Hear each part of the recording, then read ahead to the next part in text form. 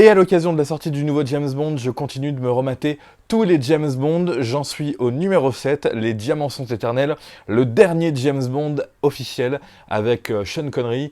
Et clairement, je commence à en avoir un peu marre de Sean Connery. Hein. C'est pas qu'il est pas bon, mais c'est juste que voilà, je veux voir des James Bond avec Roger Moore. Eh bien, ce seront les prochains. Donc, ce dernier James Bond avec notre ami Sean Connery, c'était pas facile à regarder, même s'il est plutôt pas mal. On est quand même à bout de souffle. Déjà, on a le retour du grand méchant Blofeld qui meurt au début, mais en fait, il a fait des clones. Donc, c'est toujours l'ancien numéro 1 du Spectre, ou même toujours le numéro 1 du Spectre, notre ami Blofeld qui s'amuse à voler des diamants, histoire de fabriquer un satellite avec un gros laser pour anéantir des capitales mondiales. Et James Bond va lui courir après.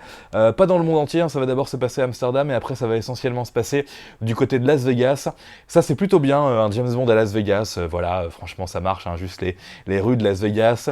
Il y a une poursuite en voiture qui est vraiment bien d'ailleurs, dans les rues de Las Vegas.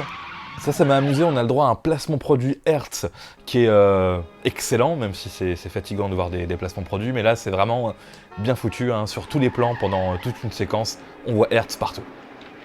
Autre moment cool, voire mythique du film, c'est quand James Bond s'infiltre dans la base du méchant et repart avec un engin lunaire pour une course-poursuite vraiment lunaire. La fin de ce James Bond va avoir lieu sur une plateforme pétrolière.